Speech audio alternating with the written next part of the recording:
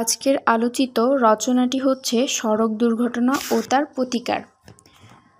বাংলাদেশের বর্তমানে সড়ক দুর্ঘটনা এমন পরিস্থিতিতে রূপ ধারণ করেছে যে প্রতিদিন গড়ে 5 থেকে 10 জন লোক মারা যাচ্ছে। আবার এমন সময় আছে যে একসাথে অনেক লোক মারা যাচ্ছে।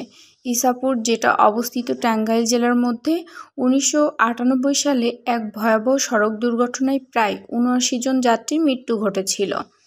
বাংলাদেশের ইতিহাসে এটাই বৃহত্তম সড়ক দুর্ঘটনা। লোক সংখ্যা ও যানবাহন বনাম রাস্তা। বাংলাদেশ স্বাধীনতা অর্জনের পরেই সড়ক পথের বেশ উন্নতি লাভ করেছে। বাংলাদেশে পাকা রাস্তার পরিমাণ প্রায় 11,000 কিলোমিটারের মধ্যে 40% হচ্ছে হাইওয়ে। অন্যদিকে 4 লক্ষ হচ্ছে মোটরযানের সংখ্যা, অটোরিকশা, ভ্যান, সাধারণ রিকশা, সাইকেল, ঠেলাগাড়ি ইত্যাদি। মূলত বাংলাদেশে অতিরিক্ত যানবাহন চলাচলের ফলে সড়ক দুর্ঘটনার সৃষ্টি হওয়াটা খুবই স্বাভাবিক।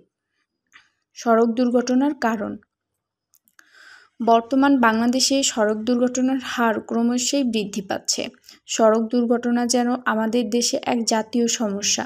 নানা ধরনের উপায়ে সড়ক দুর্ঘটনা ঘটে থাকে। তাজা প্রাণ যেন অকালে ঝরে পড়ছে। মূলত 4 ভাগের 3 ভাগ দুর্ঘটনাগুলো ঘটছে অযোগ্য এবং লাইসেন্সবিহীন যানবাহন চালকের কারণে। যাত্রীদের জীবনের নিরাপত্তা না ভেবে প্রায়ই গাড়ি চালক মাদকে আসক্ত অবস্থায় বেপরোয়াভাবে গাড়ি চালিয়ে দুর্ঘটনা তো ঘটাচ্ছে, অন্যদিকে লোকের জীবনের যবনিকা বয়ে আনছে। সড়ক দুর্ঘটনার আর একটা মূল কারণ হচ্ছে ত্রুটিপূর্ণভাবে যানবাহন চালানো।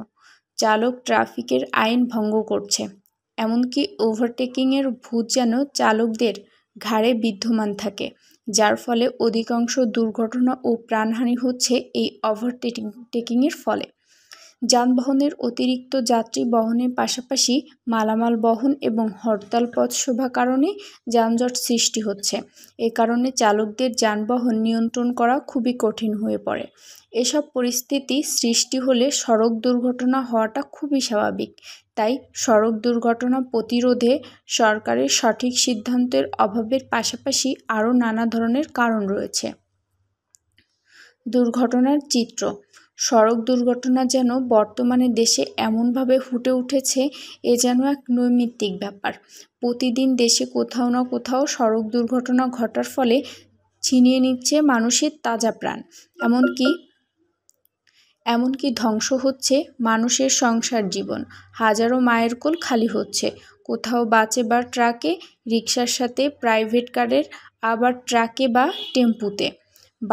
বাসের মিলিত সংঘর্ষের পাশাপাশি দ্রুতগামী বাস বা ট্রাকে চাপা পড়ে ঝরে পড়ছে অমূল্য মানবজীবন।